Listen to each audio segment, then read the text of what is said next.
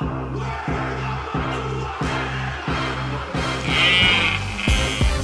Sweeney, Dwayne Sweeney! Sweeney's over! Can you please hand it over to your captain, Dwayne Sweeney? Welcome to Real Tales with Sweens. This episode I chat with Teresa Tamaki. Teresa is a rugby player, rugby coach and business owner.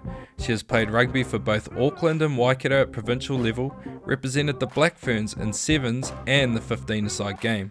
Teresa is the current Waikato Women's Sevens head coach, leading them to the last 3 national finals, and is a proud business owner of Lifestyle Physio, based here in the Waikato. For the past 5 years, she has also been the team physio for both Waikato and the Chiefs. Teresa still manages to achieve all of this while being a proud mum. We discuss some interesting topics such as what it's like to be a female working in a male-dominated sport, her involvement in Ranfurly Shield victories, trying to balance work, study and being a Black Fern. Teresa also shares her views on the state of women's rugby here in New Zealand, her passion for coaching, balancing rugby life and mum life, and so much more. Check Instagram at Real Tales with Sweens and the website realtaleswithsweens.com for all the show notes. You can listen on Apple, Spotify and Google Podcasts by searching Real Tales with Sweens, or all the links will be up on the website.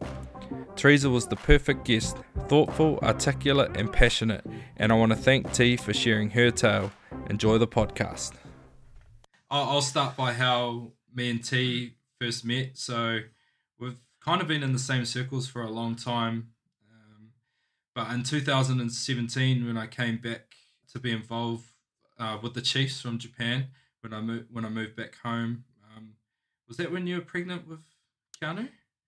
Yeah, I had him in 2017. And I remember sort of bumping into T a little bit around the environment and with the Chiefs, and then later that year, I signed with Waikato to return back to play for Waikato and be based in New Zealand again. And it was when I actually first received my first major injury. I tore my adductor off my pelvis, and me and T spent a lot of time together through my rehab and getting my body right again, and discovered that we're very like-minded in the way that we viewed a team environment, the game of rugby. And then that led to us further down the track coaching the Waikato Women's Sevens team together, which we've been runners-up 2 years in a row at the National Sevens tournament. So those are my first memories of working with UT. Do you have any memories of that time?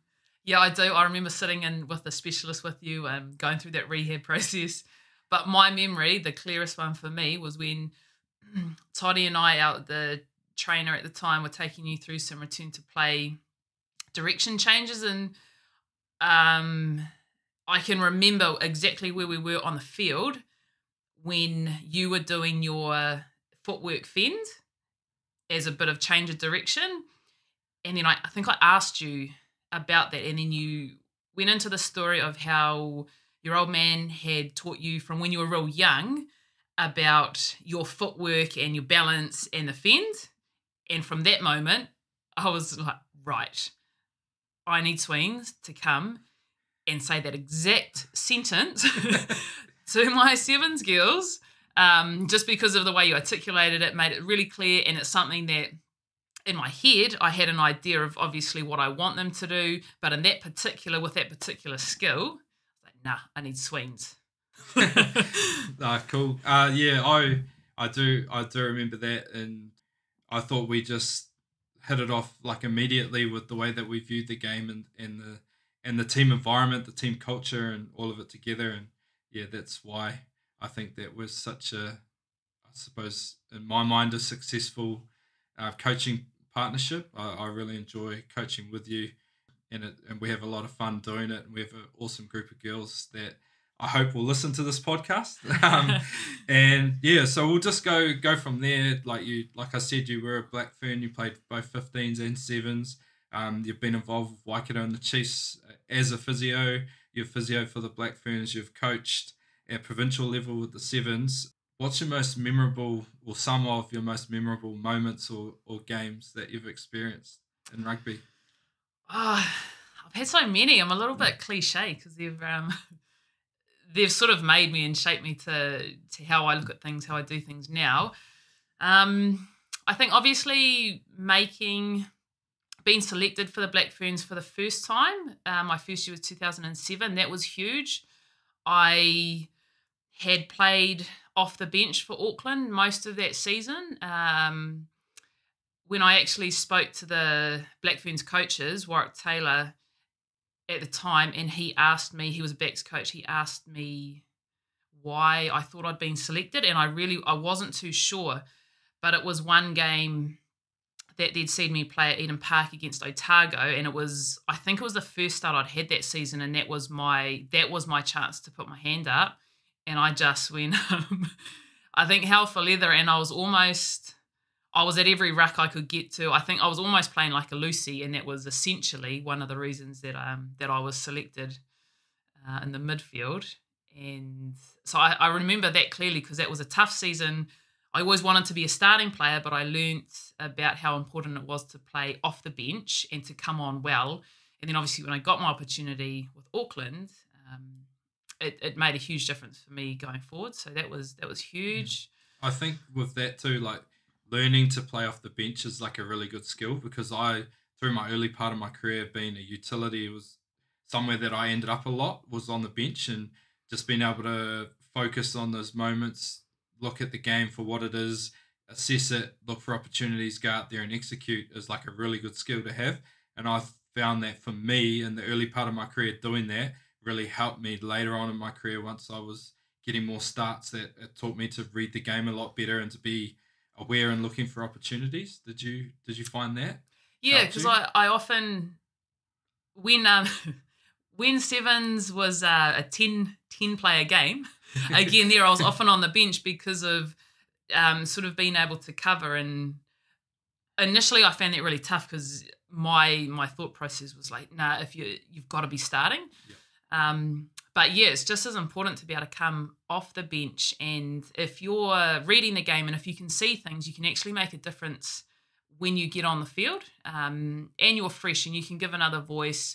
The opposite is when you come on and you're just trying to do as much as you can and whatever time it is, and you've actually missed how the game's flowing, and it can be more detrimental. So it was a big learning for me, and then also to remind other players, and when I was playing 15s with Waikato, to kind of keep players that maybe weren't getting the starting positions really motivated, because it's again cliche, but the 15 players on the field, that's not what would win you the game. It's the whole squad. Yeah. You need everyone. So I think it was good for me. Yeah. Tough sometimes, but good. Yeah. Cool. So with the do you have a memorable game or moment with, I suppose, the management side? Yeah. Yep. A few. Yeah. So I think it's your winning. Podcast, you can talk about as many as you want. Ranfurly Shield is obviously, that's a huge part of New Zealand rugby, and with Waikato, I've been there twice when we've won it in 2015. That was my first season as physio with Waikato, and we last game of the season went down to Hawke's Bay and took the shield from them. That was an unreal game. And then obviously in 2018, the 2018 season in Taranaki. But as a part of management, it was that 2018 championship final. Yeah. That will stay in my memory because of the season that we'd had, the group of players with Jono coaching. He was unreal. And that game itself was just super exciting. We'd just lost to them. Was it a week, 2 weeks before? Yeah. So that was lost obviously the shield to them. What actually it was. Yeah. That was real tough. And then to have the game that we did in Waikato, our home ground, it was awesome. It was just, man, the display of rugby was just cool. So yeah, it was really cool, that game, and I often think about that, and being the captain that year and spending a lot of time with Jono. I was lucky enough to to play alongside Jono Gibbs. I played alongside of all three of our coaches at the time, which was Jono Gibbs, Roger Randall, and Nathan White. Me and Nathan White actually debuted together. But I remember that whole year, and I talked to Jono a lot through being the captain and obviously Jono being the head coach about leadership and different things. And I really enjoyed his coaching style. He was a man that has a lot of presence, a lot of mana, and really good with timing and really good with words. Like he knows how to sort of motivate a group. He knows when to talk. He knows when to shut up. One thing he did speak about all year, that he spoke about to me from day dot, was building a game to win a final. So throughout the year, everything that I guess went wrong for us, he would always, put it in terms of like, okay, that's a learning. We adapt, we move on. So I was like, okay, we've got that part of the puzzle now to win a final. So it's like all these little learnings and all these little bits that we picked up along the way, we had the game ready for the final, and the proof was in the pudding. Like that performance that we put out on the biggest stage for us that year, we just delivered because we'd actually done all the work through the year. So that game was easy because we had every scenario covered. We had every set piece sorted. We had our defensive system and fine-tuned, and that's something that will stick with me forever, just that whole mindset about building a game to win a final. And I think it's such an important message, and as I go further into coaching, it's something that I'll definitely take on board. And yeah, because you often, I think we often get caught up in, players and potentially coaches too, often get caught up in like perfection through the whole season, every training, every game. But if you don't have those patches where something is uncovered, whether it be a system issue or an individual skill set sort of thing, if you don't, I guess, fail or not quite complete the task, you're not going to know how you can perform to your best under pressure. So it was that's also a learning I've kind of taken from him, and tried to implement that. I think that's sort of everything. The environments I'm in, I'm a little bit double dipping and multitasking and listening to the coaches. Oh, I like that, Jill. Yeah, I'll take that one. But those philosophies and stuff sort of resonate as well. Yeah. Because with Jono, it was really interesting because obviously we played together, and Ian Foster was our coach when I first came into Waikato. Then we had John Mitchell. Then we had Warren Gatlin. So like three world-class coaches. And there was moments and times where Jono would say things and I could just close my eyes and it felt like Fozzie was talking. Yeah. Same with Mitch. When he get a little bit angry, that was just very much like John Mitchell. And then, a lot of his style, I think, stemmed from the way Warren Gatlin coached as well. And you might have seen that this year with the Chiefs. With Warren. And I guess that's, I don't know if that's every successful coach, but I imagine you've got to draw from other people's experience to sort of shape what you're doing. And you could see, with Jono, and now having seen how Gats coaches, and I knew a little bit about like Chris Gibbs when he was around Waikato. It's really interesting to see some similarities. And obviously, I think I take a little bit of coaches that I've seen into my coaching, and whether that's apparent or not, I think you just do it. No, you definitely do, because a big one for me is that you spoke about it there in terms of like learnings and failing. Like that was something I took from Warren Gatlin. I've been pushing myself in training, and you've no doubt heard me talk about it with the girls. Like I don't mind mistakes at training. Like it's all good to fail. We just move on and we keep pushing ourselves to be better. I don't want us to be conservative. I want us to actually try things, pull the trigger, have a crack, and if it doesn't work, then, absolutely, oh well. Totally. Because that was and you spoke with that with Anton as well, and not the rolling out the my bad. That breaks me as well, because it is, you need to, and that's the same. I think we're doing the same thing, trying to encourage the girls to try something, and then I don't know if the pass falls short, what is it? Is it your follow through where what's that small bit of skill that needs to be worked on, or but just letting them. I think players are often and female players, I think, are often a little bit more, I don't know if they have the confidence. They'll hold back a lot. You just want them to unleash, and then you actually see. And I think that probably comes from how I played or didn't play, and look back and think, oh, should have just had a crack. Yeah. It's just that once you get that chance to play with freedom, which comes through many different avenues. Sometimes it's a coach and the way that they deliver the messages to the group, and you just go out there and it's about, having fun, let your skills go, just enjoy the moment. Sometimes it's about, for some players, it's all about preparation. So that time you put in off the field, that when I say off the field, I mean out of the game. So in training, all the extra effort on your skills, that allows you to go turn up to the game knowing full well that you've got confidence in yourself to go out there and just enjoy the moment and play because you've got the skills, because you've spent that time. But when you can get to that state of just playing with freedom, and Dan Carter's movie, The Perfect 10, if you watch that, he talks about flow. Yep. And then I think that for me, that is flow. So, and that comes from many, like for him, he was the master of all his skills. So that's no doubt how he got into that state of flow. Coaches would have backed him, let him go out there and play. And I know as a player that when I had backing of my coaches, when I'd done the work during the week and I was confident in what I was doing and what I could deliver, then you would get into that state, and that's when you got the really good performances.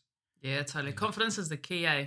But that confidence just doesn't come from, it doesn't magically appear. It's because you've done the hard work. It's everything in the background. Yeah. No, that's cool. We spoke about you being a Black Fern and you were playing for Auckland at that time. And I understand that you were studying in Auckland at the time to be a physio. How was it trying to balance because I don't know how much time goes into studying to be a physio, but I imagine it's a lot. And then trying to aspire to be a Black Fern playing for Auckland. How did you manage to balance all of that out? I don't know if balance is a good word. I'm not sure I had balance, but I guess I was loving it. So I was happy to do whatever needed to be done. So I started playing rugby when I was at uni, and then got into sort of club stuff, a little bit of Auckland. I actually didn't play for Auckland until I'd graduated from uni. Had been playing a little bit of sevens while I was at uni. But then when I finished my degree, I was obviously working full-time, but then I was doing postgrad study. It all just kind of flowed, and it just kept happening. So I just kept rolling with it. I was really fortunate to be employed by some great people, Jordan Salisa and Karen Sutton with Physio Rehab Group. And they were always real supportive if I needed time off for a tour, whatever it was. They were really supportive. So that helped me a lot. But yeah, there was when I actually moved to Hamilton, I was still doing, studying for my master's. So working full-time, training, studying, and then playing. Victoria and I would travel to Auckland between 3 and 4 times a week to play club rugby, because there was no rugby in the Waikato at the time. So Victoria owned the physio clinic, Victoria Grant. So we would finish work early to be able to get up to Auckland.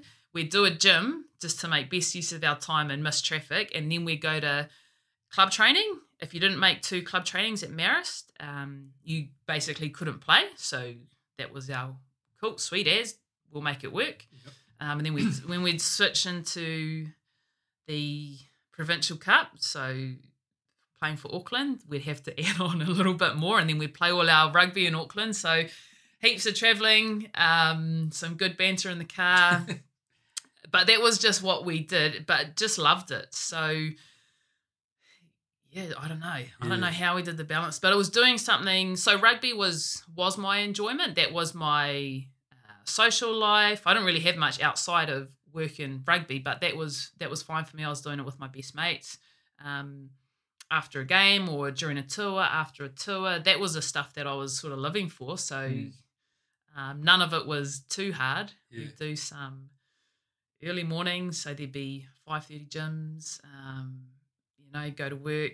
Every now and again I'd shoot away from work, go down to the field, do the running, go back to work, evening trainings and stuff. But it's amazing what you can do and what you can put your body through, and I suppose your mindset of it all when you're passionate about something, eh? Like, yeah, I mean, and it was that. I think that's the thing. It was the passion that I had. It was just what I wanted to do. I was fortunate to be able to get a Prime Minister's scholarship. So if you were playing for Black Ferns or a representative team, you'd be eligible for a Prime Minister's scholarship. So I kind of figured that if they were going to pay for my study, I probably should keep studying. Yeah. So that went a long way for me as well. yeah, And just, flowed and fell into place. And obviously once we were able to play in the Waikato again, that made things a whole heap easier cutting out travel. But, yeah. So, it was all part of the adventure. When did that come about? So what year was that? So 2000 and... I need to work back from 14... 2011? Yep. We had our club rugby team varsity. So Crystal Kaua now, she was really influential in getting women's rugby back up and running in the Waikato. So Victoria and I were real keen. So I guess we were sort of the current players and had Liam Messam Hunga as our coach. I didn't think he was actually serious, but what they needed to do at the Chiefs at the time was they either needed to be studying or coaching. So we'd known Liam for a little while through sevens and stuff, and then he said, he put his hand up to coach our varsity women's team. So that probably pulled a whole lot of players in. And then often it was a matter of phone calls of, we got training and having to, chase girls and stuff. But we played, so our varsity team played in the Auckland comp. And basically that was the start of it. And then we played our last year for Auckland that year. We didn't have a provincial team that year. It was a bit crazy because we played that final on our home ground in Waikato against Wellington because that's where the NPC, the men's final was. So we were a curtain raiser to that. Yeah. So that was, hard case. Our last game for Auckland was actually where we were going to be based for our women's provincial season. So that was sort of start of it. Ruben Samuel was influential in helping us get that up and running. And then the next year we had our Waikato women's team back up and running. So there had been women's rugby in the Waikato, club rugby. Waikato had always had a presence. There was a number of players that had gone on to play for the Black Ferns, but there'd just been that period of time where there was no women's rugby here. So we did a bit of time, but we played in the Auckland comp for a few years. So we'd travel up, take our girls up there and play. And that's probably one of the other awesome memories I'll have. Was 2014 was our pinnacle year, I reckon. It'll be back, but that was 2014 was the year that varsity, our club team, won the Auckland comp. Oh, wicked.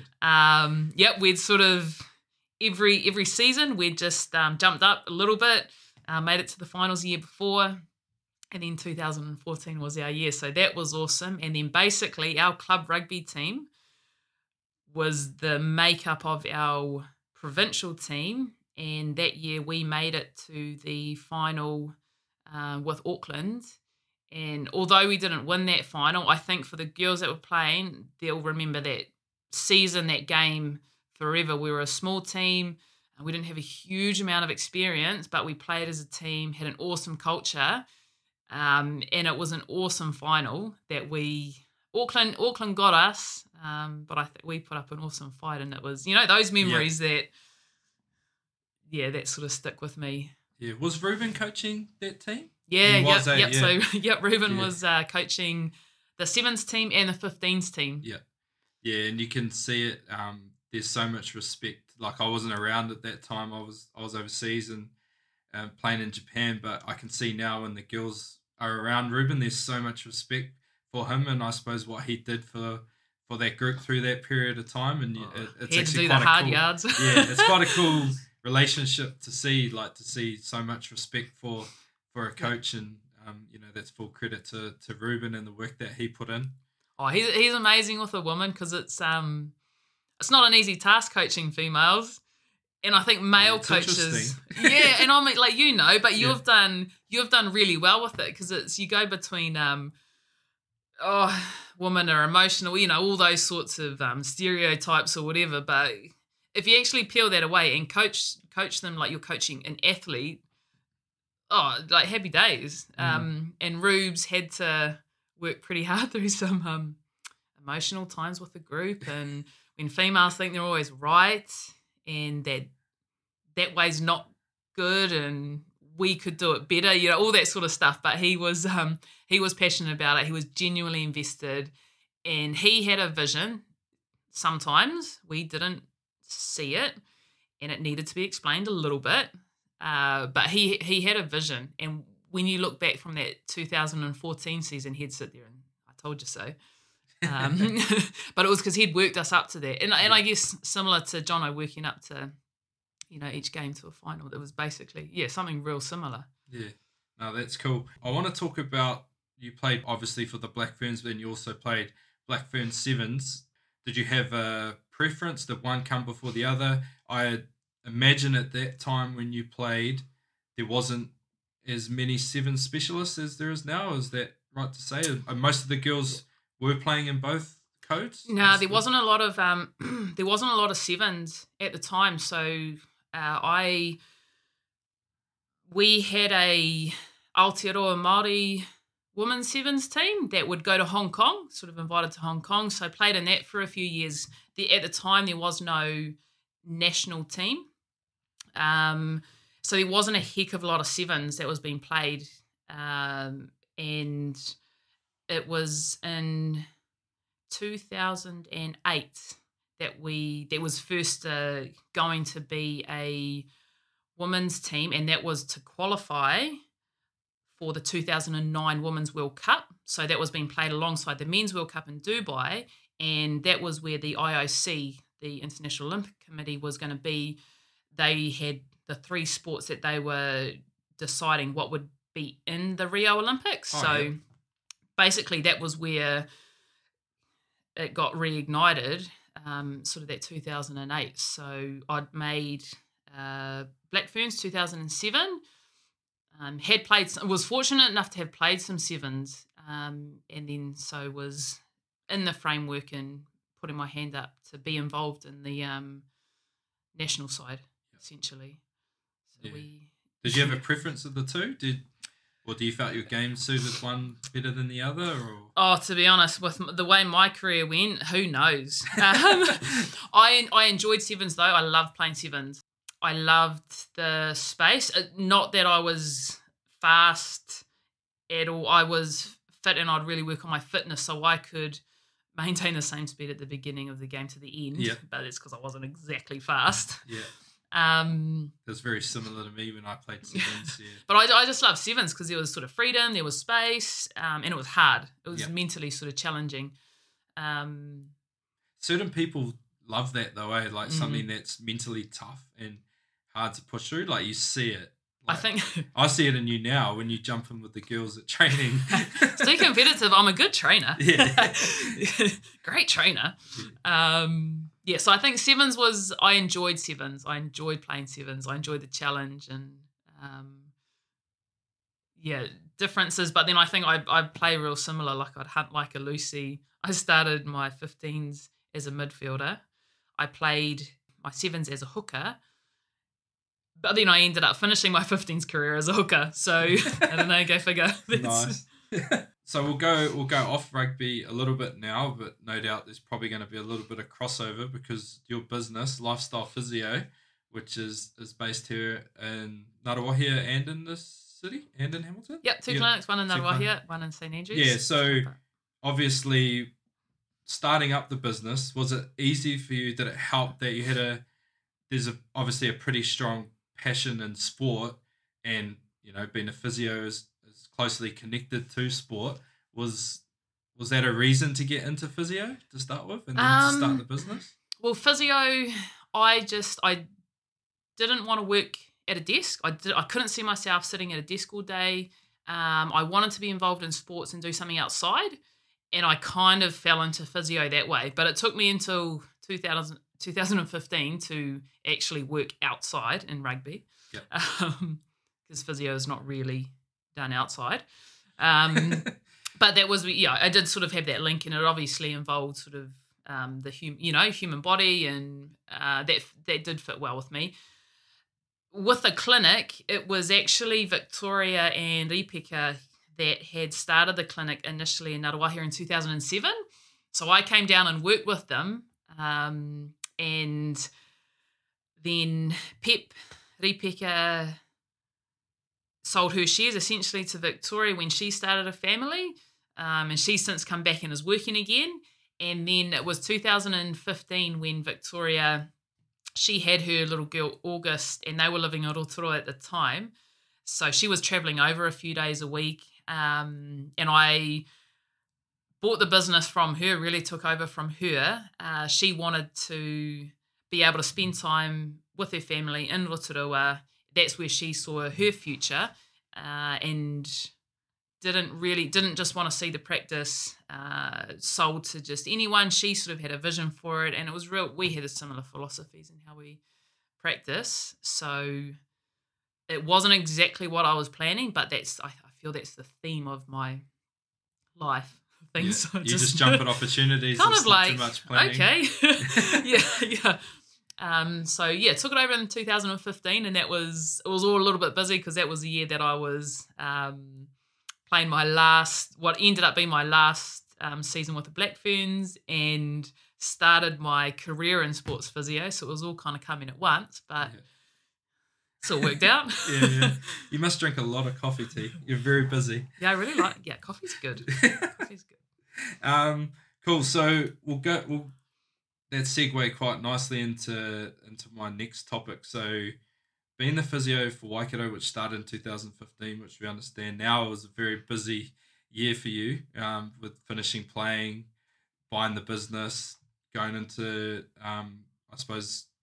going into a male-dominated environment, male-dominated sport, and then from there you've carried on. You're still involved. You're still the physio for the Waikato team. You're also been involved with the Chiefs for 5 years now? Yeah, 2016 was my first year in with them, just helping out at that point, sort of when they travelled. Yeah. What's it been like being a female in that male-dominated environment? And I suppose for you, having that background in rugby, and understanding, I suppose, the game of rugby, did that really help you get into that environment? Yeah, I think it did, and I was a little bit surprised initially. I guess I sort of thought that most men, like male coaching, S&C, would not really put too much emphasis on that. But Todd Barker was the guy. I suppose he was the one that got me into the Waikato environment, and I'd known him. He'd trained us as Black Fern, as the sort of regional Black Ferns trainer, essentially. So I already had a relationship with him, and I think just that understanding of rugby, the understanding of injuries, what you can play on with and what you can't, I think that was appealing at the time to them. Oh yeah, difference of being injured and being sore. Yeah, there's a little bit of a difference. Bit of an educational point sometimes. So I think that did help. And then again in the Chiefs environment, obviously being the Waikato physio was that open door to being invited into that Chiefs environment to then see what that fit was like. But I think it was the same. I find it easy in a male environment anyway. I don't know. I grew up with one brother. That was probably enough. Try to hang out with his mates didn't always work so well. Yeah. But I was given quite a lot of respect. And then I think because I've got a good work ethic, I work hard. It was easy enough to relate to players, and it wasn't like it was rugby talk, but seemed to be a lot of respect from players as well. Just from at the time, I was still quite fit and I was still playing a bit of footy, so I think that did help. For me, I've seen plenty of women be involved in teams that I've been through, but for me, you carry yourself really, really well. Like you demand respect by your presence, and that's something that I've noticed definitely. And I've seen other women come into the environment and be very, I suppose, almost like self-conscious and and kind of a little bit shy, and then it doesn't really work. But I feel for you, it just looked so natural, and that's probably a reason why there's so much respect there from the playing group. I think because I genuinely enjoy rugby. Yeah. I genuinely want to see guys on the field. And I think it makes a difference. So if players know that you're there for them and you can build that trust and those relationships, then, it goes a long way. And then being able to, with a little bit of rugby background, and then taking things on board and being able to get the gist of either maybe a drill that coaches are doing or the game plan, and ensuring that I need to, if I'm getting a player back to playing, that if they're, I don't know, a midfield, like we knew with you, we needed to get your footwork, like all of that needed to be good with your adductor. So we needed to spend time on that, make sure we're ticking that box. Because when you go back, that was a huge part of your game. We've got to be ready for that. So Well, I remember we made up like weird little drills because of things that you had seen me do on the field. And I can't remember who it was, but someone had to lie on the ground, hold my foot, and I had to rip it out of their arms because you're like, I've seen you do that on the field, and I feel that. But that's probably something that no one else would have, a normal physio would not have noticed, but because you were in tune with the game, you'd seen these, I suppose, these vivid images of what I put my body through. You knew exactly what to prepare me for, and that gave me so much confidence that when I came back, I was good to go. So yeah, I thank you for that, T. That was. You did all the hard work. Well, not really. The only time I come in the physio room is normally just to talk. And you brand coffees. Yeah. That goes a long way. Yeah. So for any of the teams listening now, it's one thing a good leader does is bring the physio coffees. Yeah, exactly. They're the ones they're helping you, so make sure you help them. With that, I mentioned a little bit earlier that you were pregnant with Keanu when I first came back, and how have you managed, just listening to this podcast, you can hear how busy you are, and then the fact that you're a mum as well. How have you found balancing mum life with like I guess a professional rugby environment / career? Yeah, again, balance. I'm not sure if we go balance. Well, there's an element of balance somewhere. Yeah. Well, we've got both Bones and I, my partner, we've got really supportive families, but he's involved in rugby as well. He's the assistant trainer for Waikato as well. Which has its challenges at times when we both need to be in an evening training. But he's always supported what I've done with rugby. He's always been involved in the same teams as I've been involved in. So he understands that I love it, and he'll help in any way he can to make things work. And he knows, well, obviously, clearly, this money's got to come from somewhere, so he's got to be on board. My parents live in Pukahina, so my mum often comes over to help out with Keanu. His parents. How long's that drive? 2 hours? 2 hours. Grandparents do some awesome things. They do, don't they? And he loves it. So we've got a really good support network. But rugby also works quite well because. So with Chiefs games, they're in the evenings. So I'll get a big chunk of the day at home with Keanu, and then Bones will have like dinner, bath, and bed, and I'll sort of head off to work a game. So captain's run is not a full 8-hour day at work. So then I'll get the afternoons, and I don't have to rush off in the morning. So that works well, and then. He's just lucky enough to come along to Sevens tournaments and all of that fun stuff. Something that I've sort of got told before we had children was that like kids are, they're a product of their environment. So what we've done with our boys, me and Marie, is that instead of us just dropping everything to flip it around and it's all about them, it's like we've taken them on our journey through life. So for my boys, like they love rugby. They love being there. They love the changing room. They love hanging out. Even with coaching, they love being in the tent and hanging out with the girls.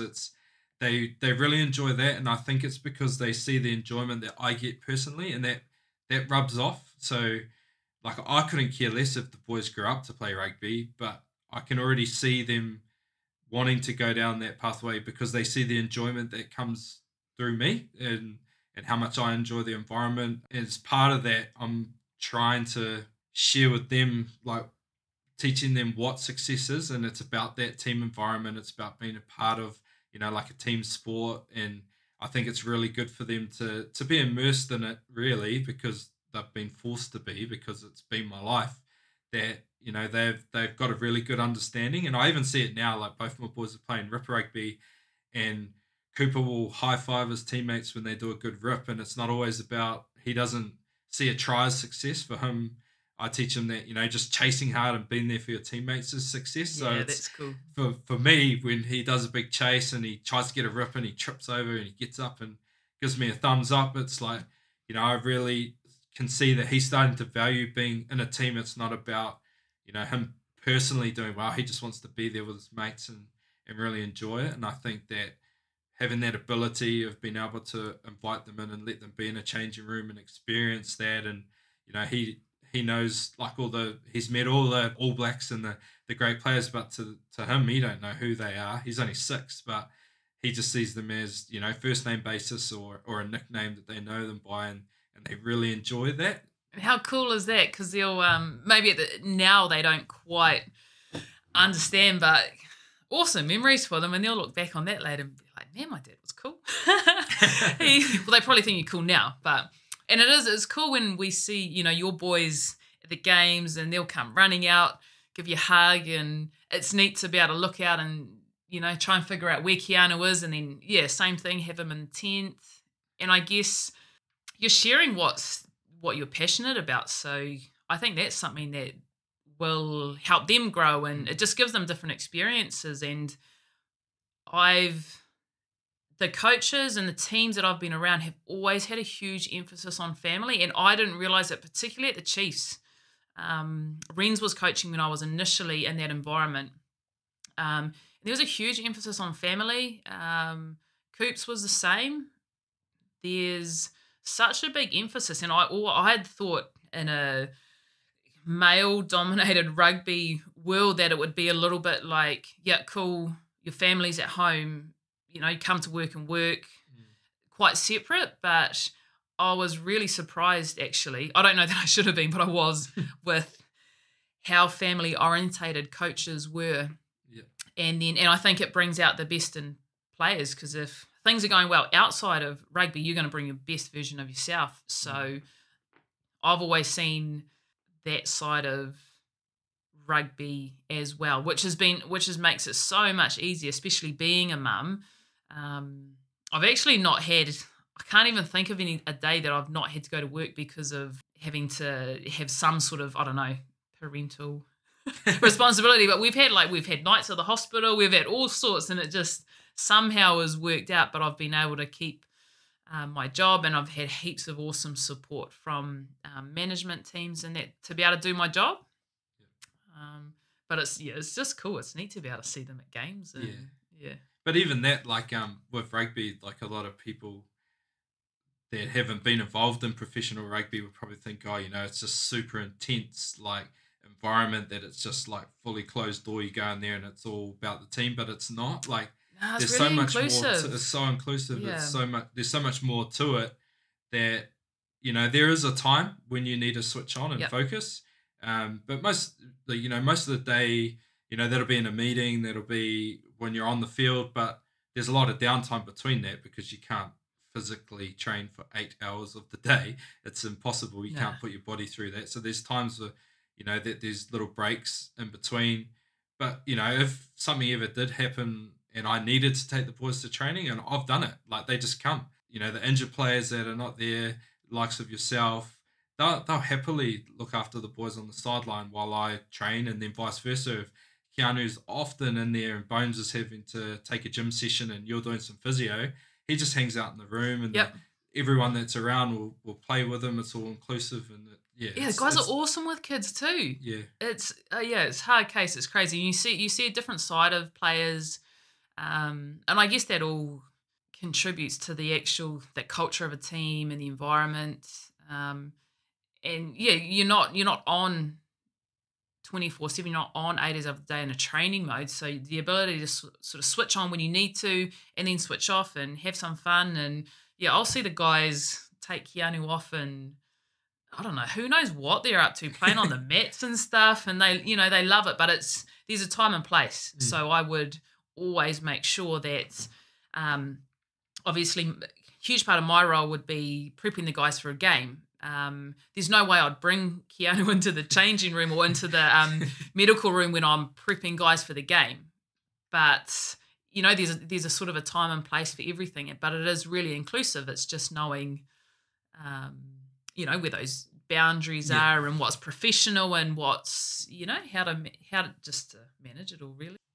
I do want to talk about us coaching together and about us coaching sevens, and I think it's really important for people to understand, the people that have been directly involved, that have been in the teams, would have seen how passionate you are about it, and you spoke about it earlier with being involved in a lot of different environments. You've always got one ear listening to the coaches, trying to pick up some tips. Thanks, Rog. Yeah, thanks, Rog. Like, it's really, for me, it's really evident how much you care and how much you want to grow yourself as a coach, how much you're invested in the team performing with the amount of time and preparation that you put in. Is that's obviously something that you're extremely passionate about, and that just comes naturally, obviously, all that preparation. Yeah, and I think part of it is, like, I've got a vision of how I see a team performing and how I know that women, and particularly the group of players that we have around, can play the game. So that makes it a little bit easier. But then, I'll sit down and make sure that I know where we want to be. So Nationals is obviously that pinnacle event for us. Work back to the regionals, like, what do we need to focus on? So I'll sit down and I'll have a look at all of, like, the calendar, where we need to start, my own thoughts of, how many trainings we're going to need. Do the players need some rest? Do they need a little bit of time out after 15s? Those are all the sorts of things I'll consider to try and get the most out of them. And then obviously get all the content in that we want to. And that's always the juggle, is trying to get, there's so much you want to teach them, but you don't always have the time, particularly with a 7 season. It's pretty jammed up. So it does take a lot of planning, because there are also a number of other tournaments going on. You've got Condors, and with the women's game the way it is, we do often rely on playing schoolgirls or having schoolgirls in our group. So we've got to allow for their trainings at school so that we're not overloading them. So that sort of stuff comes into it. At the moment, that's where the real growth in women's rugby is through the schools, isn't it? And that's where a lot of the unreal talent, amazing talent. Yeah. Well, I remember the first year that we coached together 2 years ago when we went to Nationals. We had Kiriana Nolan, who was 16 at the time. 15, I think. Yeah, 15. Or maybe just turned 16 though. Yeah. And she was cool as a cucumber, eh? Like, crazy. Not phased whatsoever, which, she's going to be, that's definitely a name to look out for in the future. But yeah, that was, to me, I couldn't even imagine, like, in the men's game, a 16-year-old going and playing at the Nationals. But it's just, I suppose it shows that that's where the growth in the women's game is. Yeah, and it is very different. The men's and women's game is very different in that sense. It's still new, isn't it? Really, like, relatively, the numbers aren't there. You don't quite have the same, like, the depth and the numbers coming through in the women's game yet. So there are a few differences there, and again, that's why the planning is so important, and trying to and understanding your team and understanding players to try and get the most out of them. So when I was first involved with that team, I remember there was a patch there where you went away with the Black Ferns as their physio, and I had to run training until you came back, and maybe about 3 or 4 weeks, I think it was. Then we won for 3 weeks. Yeah, 3 weeks, and I could see how much respect you had with the girls, because when I was coaching, there was about 4 there, and then you came back, and then all of a sudden we had a team. So it was. And there's the nature of it too. The numbers, because of other tournaments, school, 15s, all sorts of different things. Sometimes that we have a couple of players available that play Black Fern 7s. Often the numbers at trainings, they're not always there. So you've got to think on your feet. that was something I was extremely proud of what we did with that group that year. So we went to nationals as massive underdogs and all but won it. Lost to Manawatu, a very strong Manawatu team in the final, with captained by Sarah Hidini or Sarah Goss. Yeah. Then was she? No, I think she was married. Yeah, she was. Yeah, so the Black Fern Sevens captain, she was playing for them, and Salika Winiata was also playing. So a very strong team. And we went with like I said, a 16-year-old. We had a couple other girls that were still at school. We had a heap of girls that turned up at training just to get fit, and then it was like, nah, actually, you're going to have to play.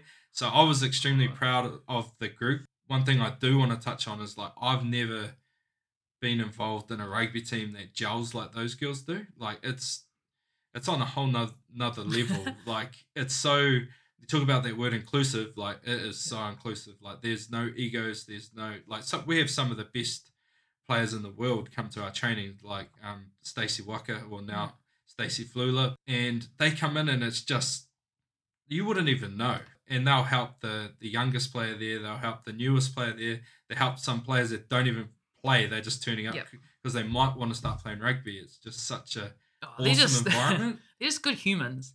And I think a lot of that goes back to what Rubes created, the environment that he worked really hard to create, the legacy that a lot of our former players left, and they sort of follow that through, which is awesome, because and that's what it's about. And I think every year I have to start the season the same, and most of them don't believe me, because most years, and that year was no different. I remember having to pull in Ari Baylor, unfortunately, did her ACL at regionals. We'd pulled in Micaiah to play that tournament because we were a few players down, and then that tournament basically needed to say to her, you're coming to nationals. Hey, we got nationals in 2 weeks. You reckon you can come?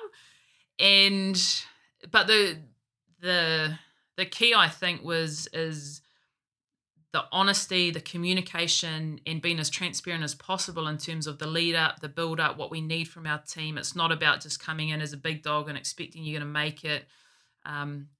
At the beginning of the season, making it real clear to those girls. Kiriana was one that I reckon I looked at her kind of when I was talking to the girls the first session that we met, just to say any one of you could end up playing nationals. Half that room probably would have been like, nah, you're joking. But we had injuries. We had Black Fern 7 players that weren't released to play for different reasons. And ultimately we took our crew, and a bunch of them probably didn't expect to be playing.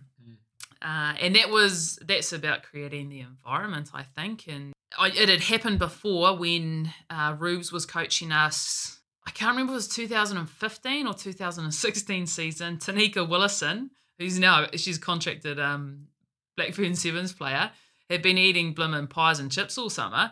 Same thing again, injuries just riddled our team, and she got the call up like, can you come to nationals? And poor Neeks hadn't been training, hadn't been doing anything over the summer, but naturally talented player. And the only expectation was that she just did give what she could. Unreal tournament. I don't even know if she got a sub.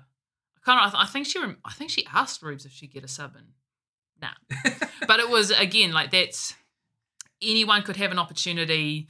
That's what we always encourage, that everyone's part of the team. We need everyone to get us through. Who knows who's going to be there? And I think that creates a really good environment. And yeah, like Neeks had an unreal tournament, and now she's a Black Fern. She's Black Fern.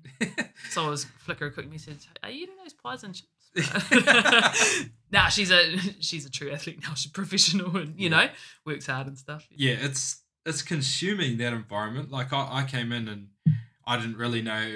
It was real weird. Like it was awkward. I didn't know how to act. We'd have team huddles, and I'm like, do I put my arms around the girls? Like, I just didn't know. I was very new to coaching as well, but definitely new to coaching females, and not quite sort of being a bit awkward. And what I remember you doing when you were teaching, when you first came in to teach that footwork fend.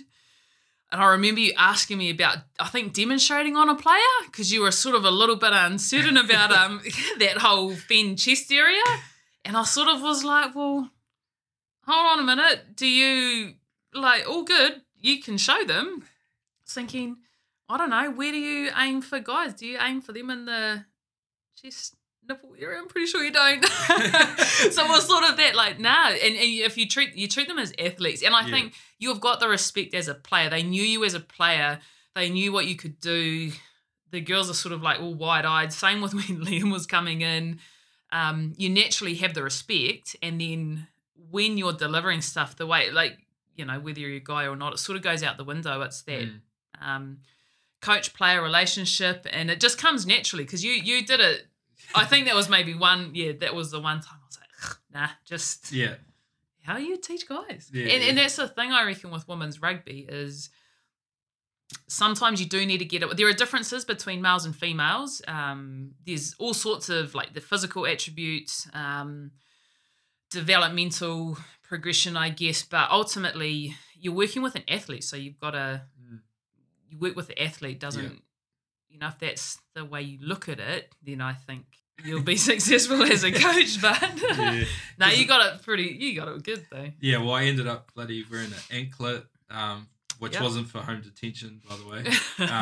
I did a rap song as part of my initiation. You should chuck that on your podcast or something and put that out for everyone. No one wants to hear me rap.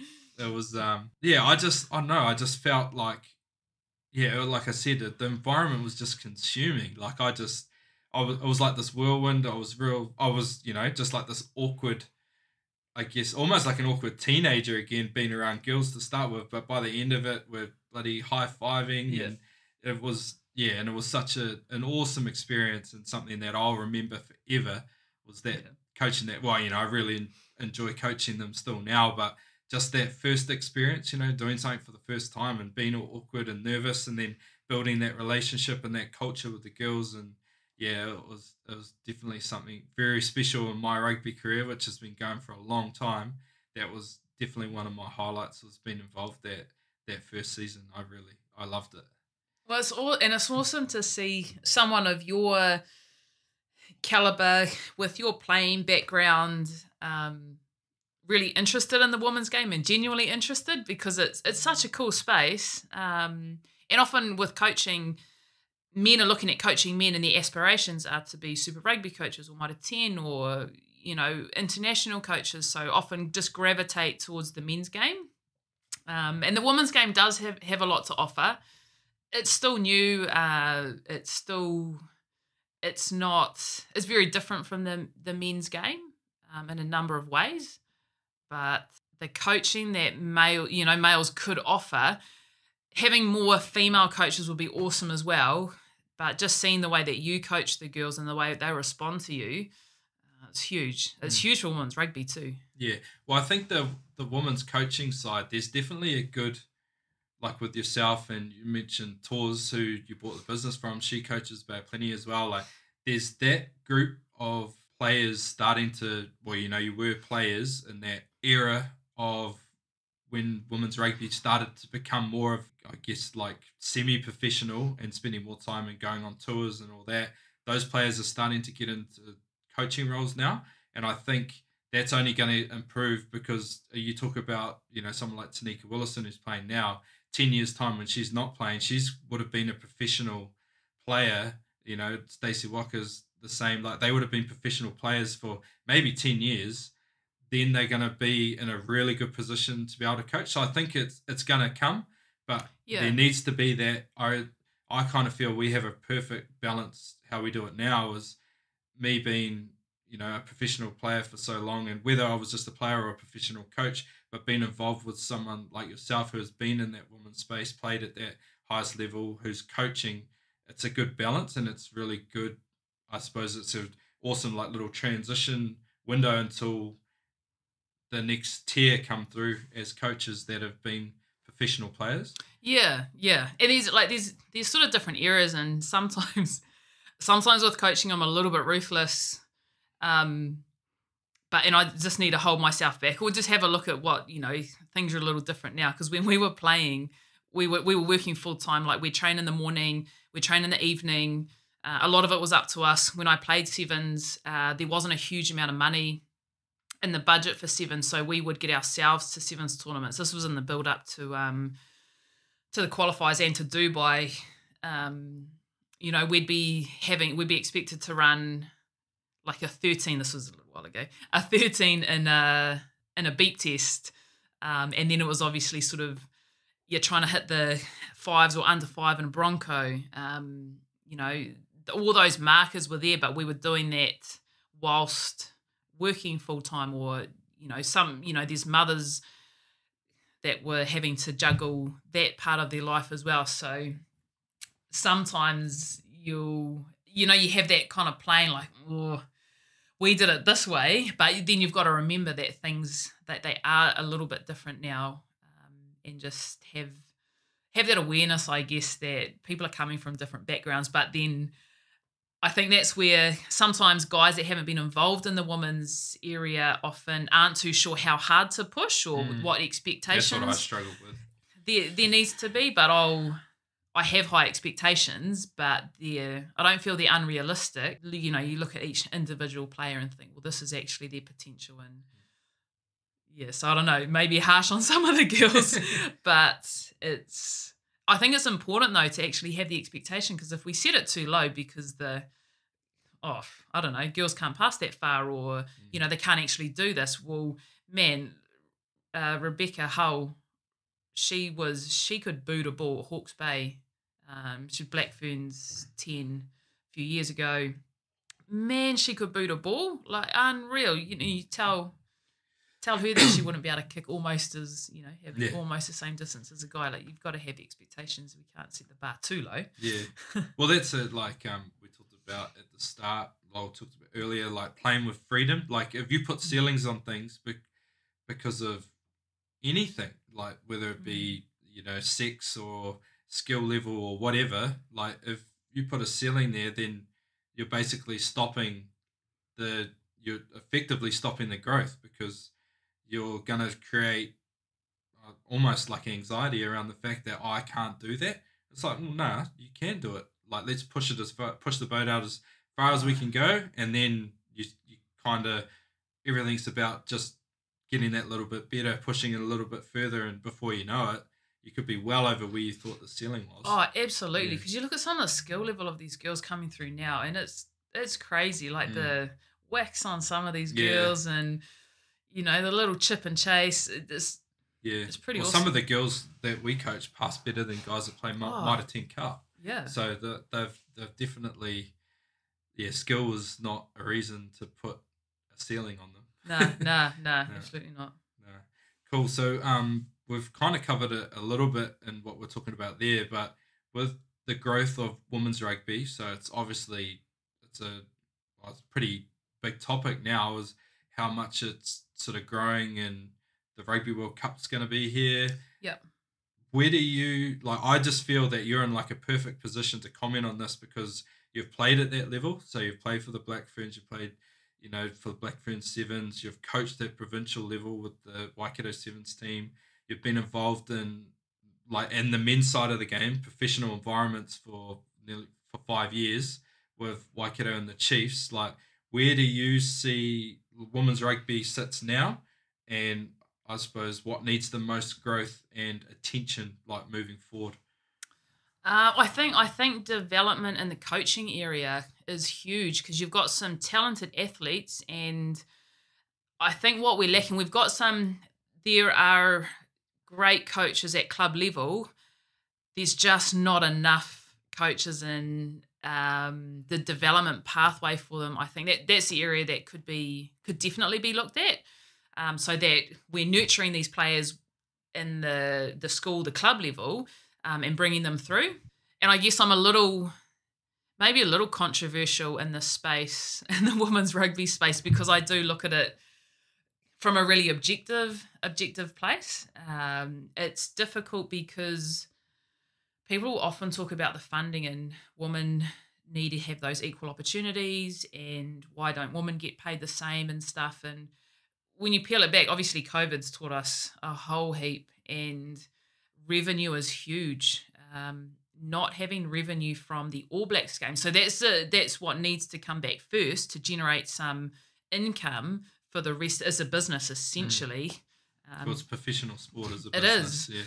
And you need that revenue because that's what the All Blacks bring in. The Black Ferns, there's great supporters. There's a huge amount of interest for it. And for the women's sevens, a lot of people now would prefer to watch women's sevens and see that as the showcase.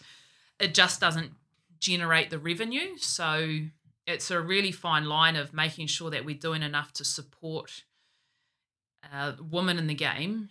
And I think that comes through just developing coaches, giving them the time, encouraging people, whether it be men or women, to go into coaching and show them those pathways. There's obviously, like you've seen it when you've coached, the talent that some players have, and it's just it's being able to get that out. And we've seen that at a sevens level. So, imagine, we've talked about it before, imagine what we could do if we could work together on, all these different teams. You just have that passion and that drive, I guess. The passion's there from a few of you now. Like I spoke about you and Tors and that sort of, I suppose, almost like age bracket that went through that Black Ferns era. So there almost needs to be, I guess, a support network around them, and then encouragement of people like myself in my position. Like I just did that because we struck up a good relationship, and like I said, we were like-minded in the way that we saw the game and a team environment. So that's why I jumped at the opportunity. But it almost needs to be, like, I feel if you want to get into coaching, it doesn't matter whether you coach men or whether you coach women or whether you're in games to coach the All Blacks or the Black Ferns. But there's a lot of people, a lot of professional players like in my position that we could be teaming up with, like tours and things like that, to help them to see the game a little bit differently, but then also really good for them as coaches to understand and learn to deliver in different environments. Yeah, no, I know, because tours actually, so New Zealand Rugby do put a lot of effort into the women's game, and there's a lot of debate around, obviously, again, through COVID, it sort of came out like they're not doing enough for the women's game, but there were conversations going on back doors, but the reality was you needed to get back that Super Rugby first to generate some revenue, and then it would be looking at Mitre 10 again, because that's a revenue, a source of income.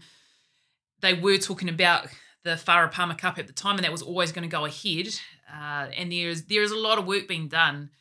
And there's the debate around whether it should start at grassroots and let's just get people involved at the community level, and that's provincial unions helping out, or should it be NZR that's doing it all? But I'd look at it and think, well, hold on, let's just find people that are genuinely interested in rugby, because it gives us so much. So, like Lincoln, how can we get other people interested in coaching? And Tors has been put through some coaching, some awesome mentoring with, I think, New Zealand Rugby and the Olympic committee, and so she's come in actually with Tabai Matson and done a little bit of work with him. So cool. They've got things in place, but I'm not sure what the answer is to be able to, because you don't have an endless pool of money to throw at anyone that wants to coach. It's just, guys in the men's game, they'll get into coaching because they're passionate about it and they do it, and then the club helps them out and whatnot. So I think we've just got to, it's got to be a combined effort of not waiting for NZR to throw money at it as such, or waiting for the provincial union to set up X coaching course or whatever. It's sort of a collective from like-minded rugby players, I don't know, people that can champion for women's rugby and say, hey, Sweens, do you want to come down and show these girls something? Because then that creates an interest that you might not have thought about before. So that's where I'd encourage, if people are interested in coaching, or they've got someone, a daughter that really loves rugby, get involved in it. Ask for a little bit of help, because the unions are there. They're actually they are quite keen to come out and help and do a couple of sessions. So it's sort of, I think, about asking for a little bit of help or some resources or something, because often people are really willing to give their time. Yeah.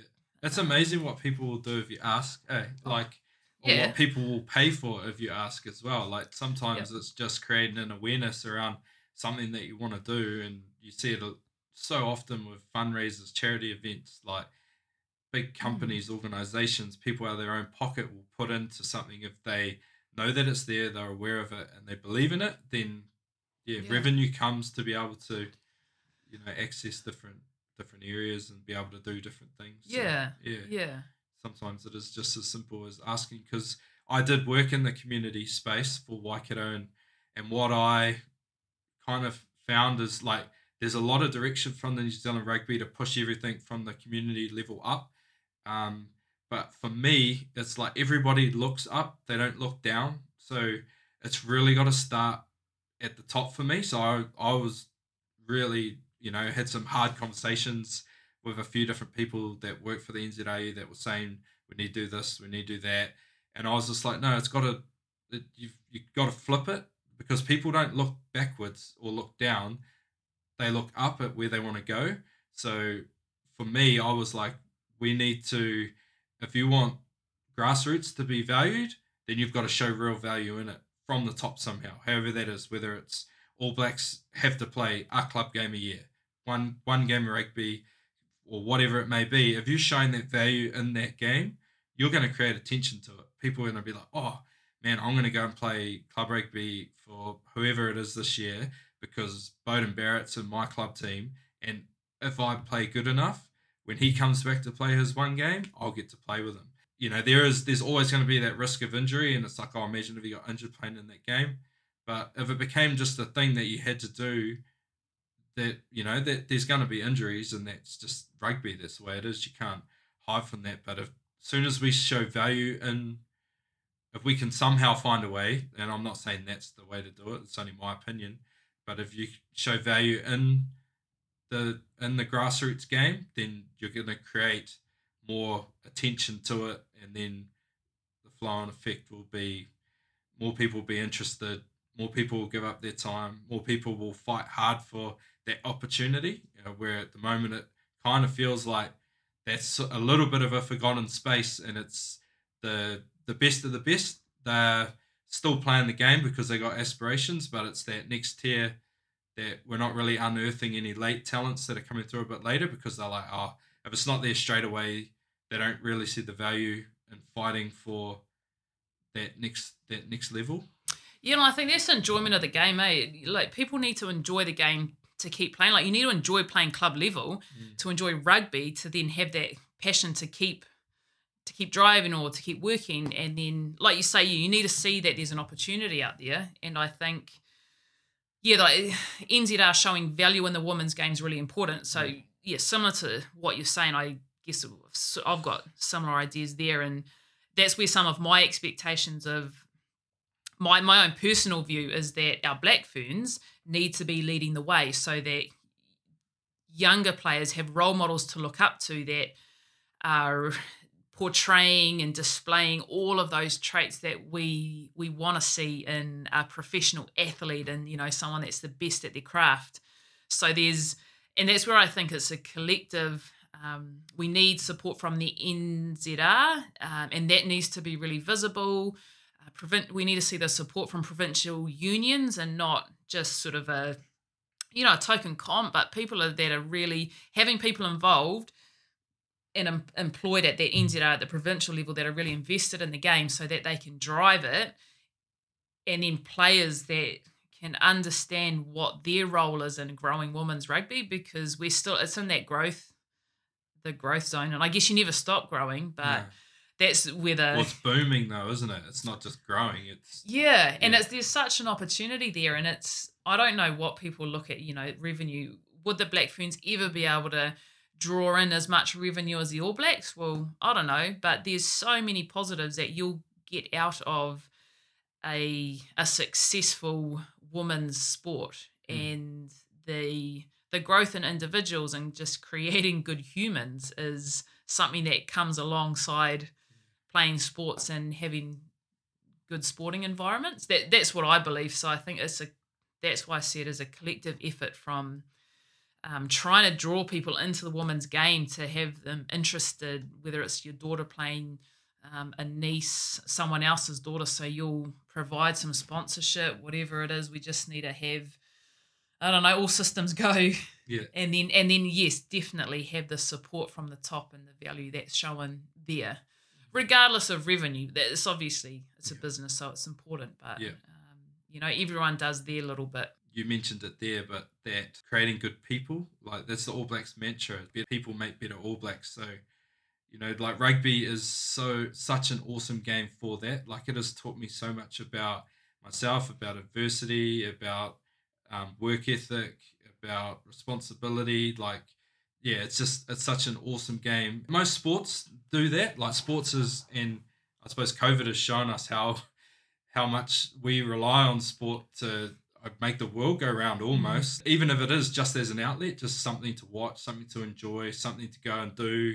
Yeah, rugby it's a beautiful game, and the more that we can give back to it, especially people that have had an awesome career or journey in it, the more that you can give back to the game that gave you so much, the better that the game's going to be moving forward. And it's about doing what you enjoy and being able to create something in that, whether it's, I don't know, geez, you might head on to become Black Fern Sevens coach, who knows? But it's, it just opens all sorts of doors and opportunities. So, yeah. That's cool. All right. Any final thoughts from you, T? You want to leave the listeners with? No, I guess, well, I don't know, final thoughts. Well, there's been a few thoughts in this podcast. Yeah, there has. There's been some great topics, actually. No, I guess probably one thing, I'm not a super go out and motivational speaker for females and young girls or anything like that, but I think what I am really passionate about is allowing and helping young players and human beings be the best. And I've learnt a lot along the way about failure and success and what that looks like, and it sort of changes in experience, and hindsight's great. So no, I think if we can try and do what we can for youth, and particularly females, it's something that's just trying to create confidence in them, giving them an outlet, like you say, with rugby, and then not really, like you said, not putting a ceiling on things, not putting a barrier. I reckon that's really important. The way I've done things is probably a little bit backwards with all my just fall into this and that, but I think that's the beauty of sport. And I don't know, that's my rambling last little thought of do what you love, make it work, because it'll work. It'll work. If you, whatever you want to do, if you really put your mind to it, it'll work. And it doesn't always happen in the first run. Might fall over a couple of times, but I don't know, stay true to the course and have fun along the way. Yeah, that's awesome. There's great final words, because I actually spoke with Adam Thompson, and he talked about something that Tamaki Ellison used to always say to him. He's like, Tomo, be war ready. Your opportunity will come. Just make sure you're war ready. That was his statement. I think for you, that's your life. Opportunities have popped up. There might not have been too much planning into those opportunities and what happened, but the one underlying factor is that you were ready. You put yourself in a position to be able to take the most of those opportunities. So I think that's a full credit to you, T, and I want to thank you personally. I know that we're good mates and we have a good relationship, so I want to thank you very much for coming on and sharing your thoughts. And there was a lot there, and I'm sure that people will really enjoy that. So thank you. Thanks, Waynes. Our next job is to get the sevens planning going and win a championship, eh? Yep, definitely. Cool. Thanks, Waynes. Cheers, Steve.